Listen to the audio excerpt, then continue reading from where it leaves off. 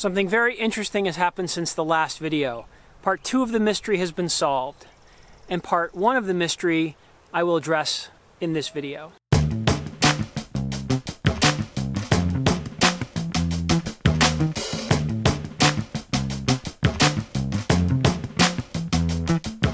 So if you remember in the last video, the 10-frame nuke over here had no eggs in it, and I assumed that the queen had gone out on a mating flight and didn't come back. And you guys were saying, well, she might still be on a mating flight, just give her a week, give her some time. In the meantime, I went over to Balboa, I got a nice frame of eggs, and I dropped a frame of eggs into the 10-frame hive.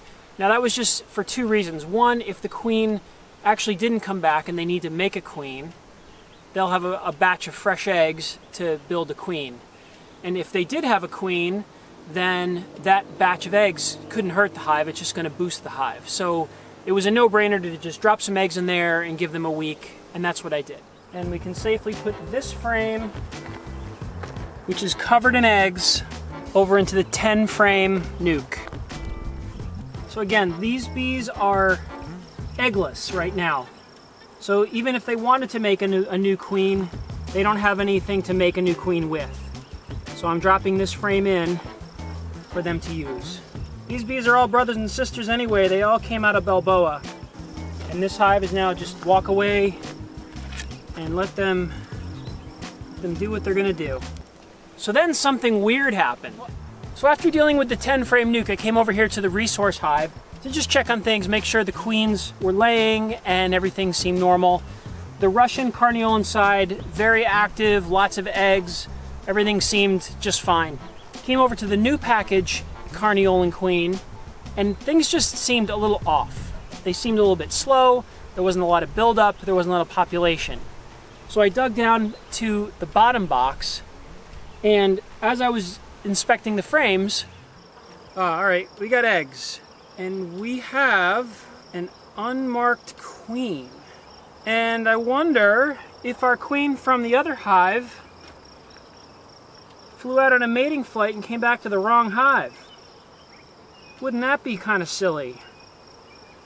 Because this looks a lot like the queen that looks a lot like the queen that was in our 10-frame nuke over there. Very interesting. All right, where's our red carniolan queen? She's dead, Jim.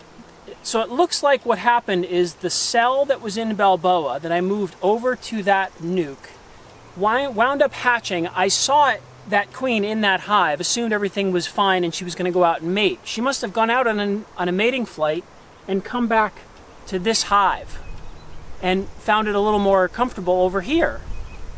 Apparently murdered the carniolan queen and moved right in. So now we have a Balboa queen in here, and there are fresh eggs in here. So it looks like Balboa has further expanded her territory by force this time.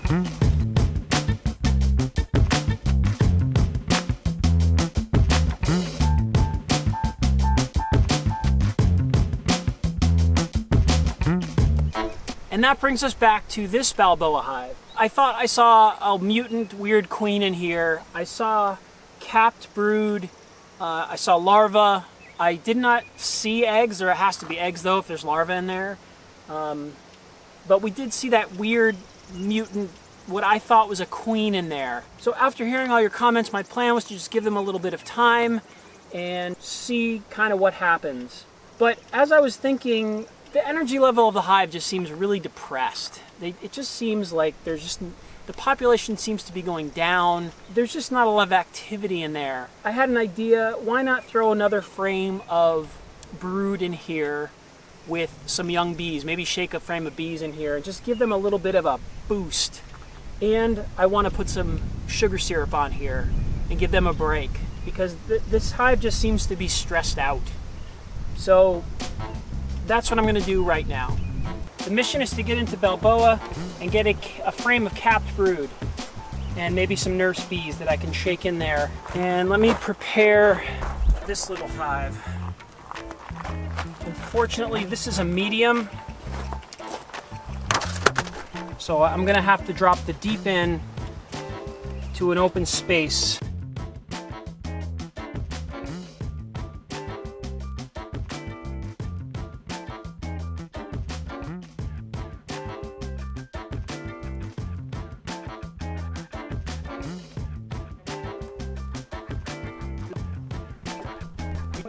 Over the weekend, Balboa was right on the drone frame, laying out the drone frame.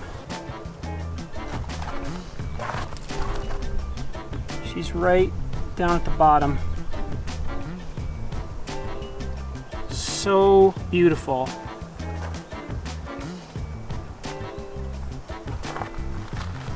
Special bee. That is a special bee. I'm going to drop this frame into the medium. This is a frame with some emerging brood, a lot of nurse bees, and a lot of eggs and larvae. And this is fertilized. I know this is fertilized eggs and larvae. So if they are missing for some reason fertilized eggs, they can make what they need from this frame. There's everything from eggs to all ages of larvae in here. So this frame has options. And there's a good chunk of new bees in here.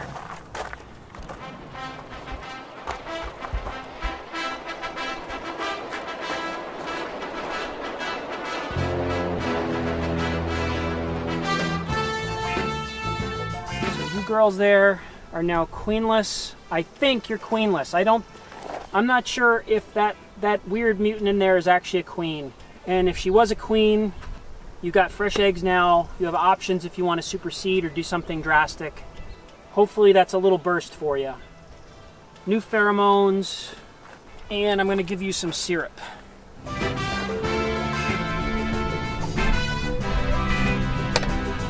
Again, it's just I want to give them a boost.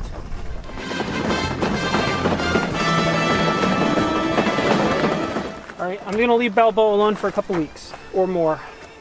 They got plenty of space, plenty of stores. I know the mite level is 0. Now we're just waiting for our August flow. I should not have to bother them again for a while. So pretty interesting drama between the hives. The Balboa cell that I put in to the 10 frame mated, came back to the hive, or then took off at some point, went to another hive and took over a carniolan queen. So she's over there now. And then the medium here it just was feeling down and sad and just didn't feel right. So I took another frame from Balboa with some emerging brood, a ton of bees, and a bunch of eggs and larvae. And I dropped it right in the middle. Hopefully that will give them a little pheromone boost, a little burst of life. And if they need to make a queen, they now have fertilized eggs from Balboa. I also gave them about half a gallon of 1-to-1 syrup, and hopefully they're off and running. So I'm going to leave them alone for a week. Not going to touch them. I'm going to leave them alone, and then I'll go in there and see if there's any activity on those eggs and see if there's any queen cells in there. And hopefully, that will be the last sort of split thing that we do this year. So over the weekend, I opened up the walkaway splits that I made from Balboa and new package here. The last 2 I made about 10 days ago, and there were nice queen cells all over 2 of the frames. So they are off and running. They're doing fine. And the population in there is really packed. There's a lot of bees in there. So, a lot of bees, a lot of resources. So hopefully those are going to be nice, healthy queens. I also put food on top of the queened splits, the carniolan queen split and the now Balboa queen split. They just got new food over there. So they have syrup and they can build up. They have a couple more frames to dry out, and then I'm going to try and get them in full-size frames right before the flow starts in about 3 weeks or so. And if anyone is wondering about my hat, this is not a new hat. This is actually my old hat. This is my hat from 2 years ago, plastic hat. So that other vented hat that I've been wearing for the last year and a half, very comfortable, very lightweight, but I've been noticing lately that after long days in the bee yard wearing that hat, I've got like sunburn all over my forehead because the sun was going right through that hat. It wasn't actually blocking the sun. It was vented, keeping the bees out, but not the sun. So I went back to this hat, and it's not vented. It's kind of vented, but it's a lot more sort of comfortable, and I definitely don't feel like my forehead's burning. So that's the story with that. That's it. Talk to you guys later. Have a good one.